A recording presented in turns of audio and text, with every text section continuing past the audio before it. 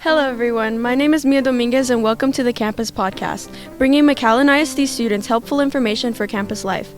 We'd like to welcome today's special guests, Ms. Gutierrez from the MAC High Go Center MAC High's Go Center counselor, as well as Mr. Rodriguez, who is also a UTRGV AmeriCorps specialist.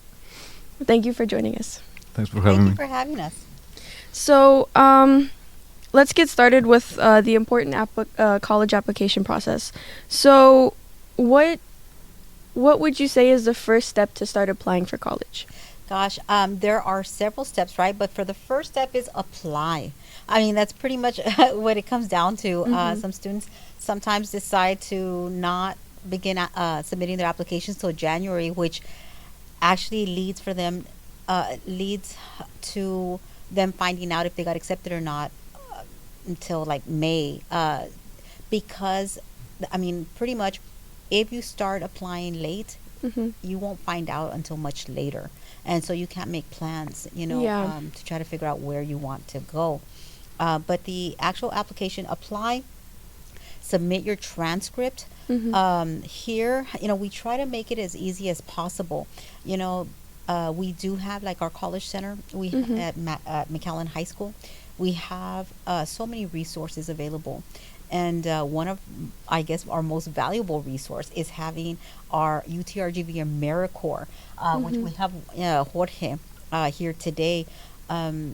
They serve as senior mentors. Okay, so they each get assigned, I would say, maybe about 80 students, and to help out their, so they pull them out, they help them submit documents, things like that. But that's our most valuable resource.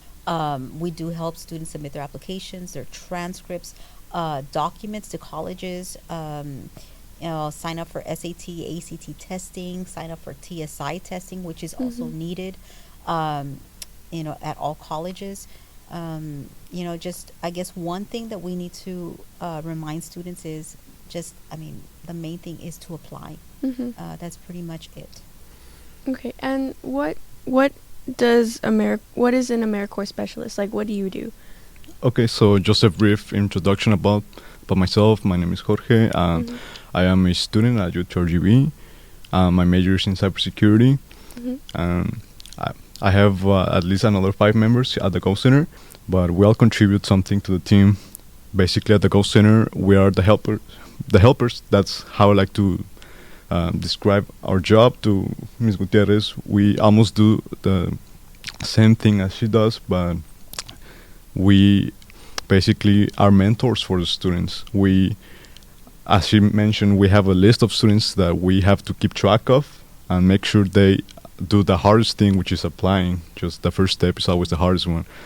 After they apply, they have to send a transcript, and we make sure they do that process with no errors. So we are it works like we're sitting with them like shoulder to shoulder, make sure they do the steps that that are required. And after that, if they have any other questions, we are there to help them, because we already went through these steps. So we hope that we can also inspire them, and if they want to go somewhere else that is not UTRGV, that's fine too, as long as they know where they want to go and what they want to do in the future. That's our job, pretty much. Yeah. That's very interesting. So going back to applying, so what's the difference between Apply Texas and Common App, and like which one would you Good prefer? question. Okay, so students ask that all the time. Which one should I use? Do I need to use both of them? No. Apply Texas, if you're planning on staying in Texas, you're going to use the Apply Texas app. It's not like before when I used to go to school and other people, where we actually had to go to the website, to the college website, in order to apply. Now, all your Texas schools will be in Apply Texas. So you just have to go in there, create your username and password, and look for your school and apply for that specific semester. Right now, all senior students in high school are applying for the fall 2025 semester. And that's important to note, especially because if students want to start as early as this summer, then they would also have to submit an application for summer 1 or summer 2. Mhm. So depending on the semester they plan to attend, that's when that's the application they're going to submit. Okay, so the Apply Texas is for all state schools, and some private schools. Mhm. Most of your private schools and out of state schools will be found on the Common App. Okay. And the Common App is pretty much the same thing, but it doesn't include, I mean, it includes some Texas schools, but it's going to include all other schools outside of Texas. Some Texas schools and some private schools Okay. you will find on Common App. Okay, that's very good to know. So I have another question about resumes. So are they like needed? Are they like what's important about them? Well, okay. Now, what the information that you put on your application is Mhm. vital, right? Mhm. Because if you get chosen for a holistic review, which is they review all the documents you submit. They go through all your answers, through the essay, if you submitted an essay, if it was required, and they go through your resume. If you decide to submit a resume, it's going to help because it's going to show how well-rounded the student is. Mhm. And so they're looking for someone that has some extracurriculars, some, the community involvement, campus involvement, leadership abilities if they're involved in clubs, if they're involved in sports, things like that. So they're looking for someone that's well-rounded that will not only begin at their campus, but that will graduate from their campus as well, Mhm. and that will contribute to their campus community. Okay, that makes a lot of sense. um, so letters of recommendation. So are those like important? Are they like needed? Yes, again through the holistic review, Mhm. they're gonna look through those letters of recommendation. Mhm. They always ask for at least two, and again, some schools ask for them, some don't. Mhm. So, if they don't, do you still want to submit them? Yes. Anything that's gonna help you to get accepted by that school, depending how badly you want to get into the school, Mhm. submit letters of recommendation. And they can be from teachers, from counselors, as long as, and even from maybe if you a supervisor from work, but as long as they are not from a family member. Okay. And the best way that I always tell students to request a letter of recommendation is to ask the teacher or the counselor, right, for a letter of recommendation, and then follow up with an email and include your resume. And just say thank you so much for agreeing to write a letter of recommendation for me, and give them a deadline. Usually we want to give teachers especially 2 weeks, Mhm. because they get so busy. Yeah. And maybe send a reminder. Thank you. Thank you so much for agreeing. Can you please have, if possible, if at all possible, please have my letter of recommendation sent by such and such date, and then send a nice reminder, maybe a week or a few days before the deadline, just to remind them that you're still needing the letter of recommendation and submit. And you're also going to need these letters of recommendation and resumes for scholarships. Mhm. Yeah, and if I can also add, I can also talk about when personal experience when I was in high school. In my senior year, I remember I applied to one university, but I didn't get 100% admitted, but they asked for that letter of recommendation. So I had a good relationship with my math professor. So she knew me pretty well, and she knew that when I first started, I wasn't as good in math, but eventually, with her help, I was able to raise my grades, and she saw that growth in me. So she was able to write that letter of recommendation for me, and I did get accepted to that university. But at the end, I chose UTRU.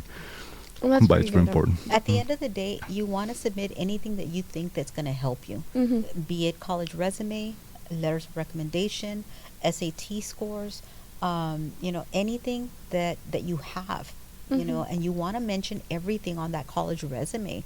If you were captain of the soccer team, if you were, no matter how big or small, that, anything that's going to help you, let them know what you've been doing these 4 years in high school. Okay.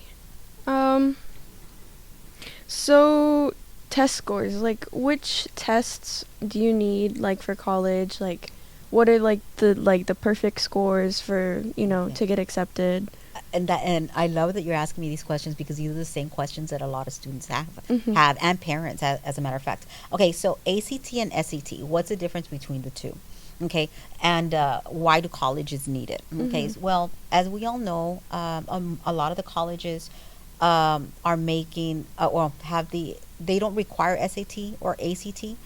They made it test optional since COVID. Mm-hmm. Although some of the colleges are coming back saying, that they are requiring it. For example, UT Austin has just started requiring it again, and A&M Corpus has been requiring it for some time now. Now, the difference between ACT and SAT. SAT tests you in reading and math only. There is Mm-hmm. no writing and there's no science. On the ACT, they test you in reading, writing, math, and science. What I advise students is if they're wanting to major in a STEM field, let's say biology, Mm-hmm. it would be best for you to take the ACT versus the SAT because not only do you have to get into the college, but you also have to get into the major that you want to go into. So they are going to ask for your science scores. Mm-hmm. They want to see how you did in science before they let you in. And so it would be wise for any student wanting to go into some STEM field to take the ACT so you can have your test scores, especially because right now you can take the SAT and the ACT. And because of the area that we live in, we get application fee waivers, we get Mm-hmm. testing waivers, so we can waive the fee for each of those exams and for application fees as well. So, a word to the wise: anytime anyone wants to charge you anything while you're applying, let the college center know. Let us know because more than likely we're going to have a waiver for it. Okay? Exactly. Including NCAA. Mm-hmm. Mm-hmm.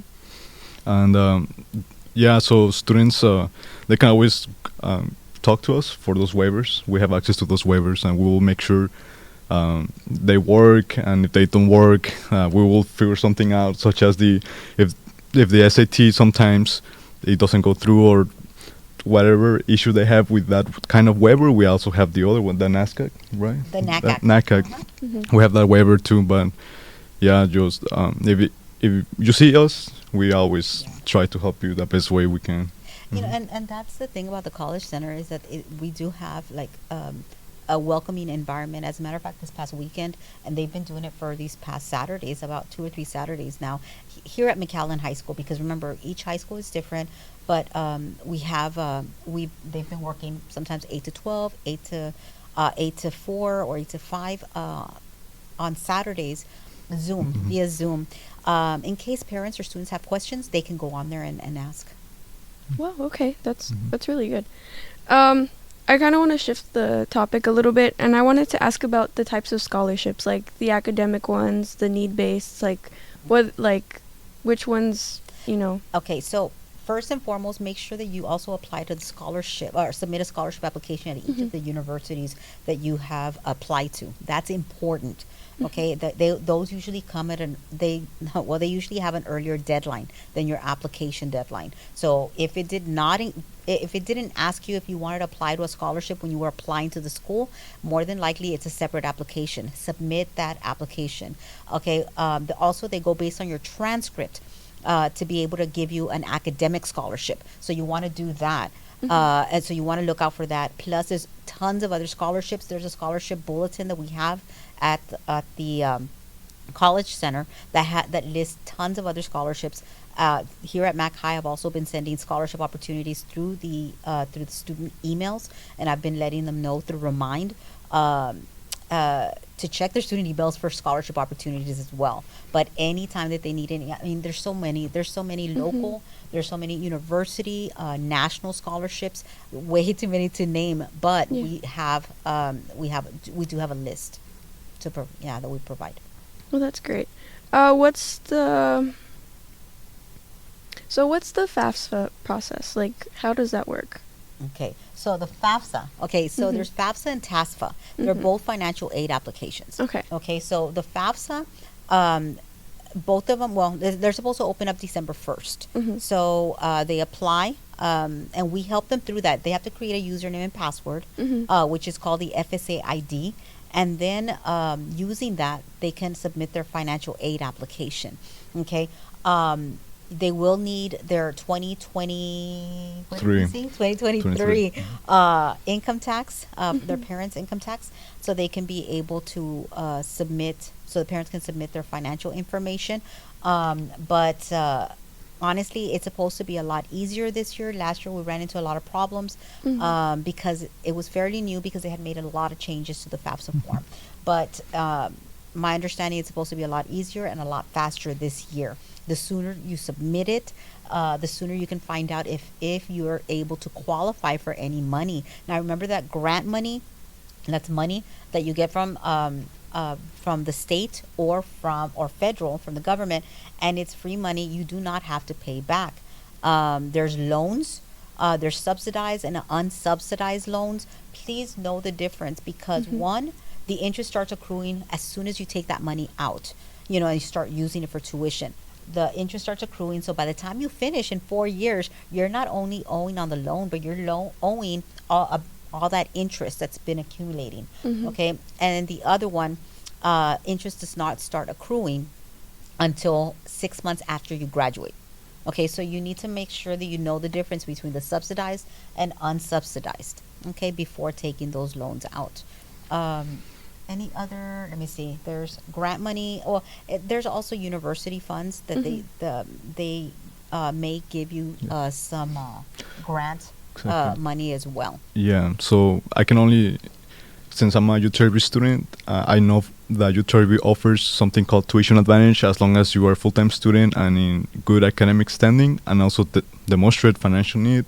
There's a chance that they can pay the difference of whatever financial aid didn't cover for you. But that obviously depends on the student and their circumstances. But UTRB does offer a lot of help as well, financial help for the students who are struggling to pay for their tuition. I love that he brought up the tuition advantage.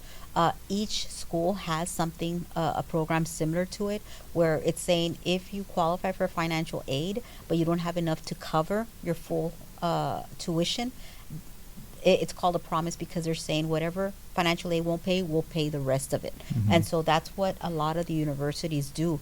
But they all name it something different. At UTRGV, it's called the tuition advantage. At STC, it's called the Valley Promise. We have Bobcat Promise, Texas State, things like that. So everyone has their own name for it, but it's pretty much the same thing, where they, whatever financial aid cannot pay, the university promises to pay the rest. But just one key note, most of the schools require SAT scores in order to qualify for this. Okay. Well, thank you so much. That about wraps up today's episode. Thanks again to our special guests, Ms. Gutierrez and Mr. Rodriguez, for joining us today and sharing some important information for our graduating seniors. Thank you so much for having us. Thanks for the opportunity. Thank you.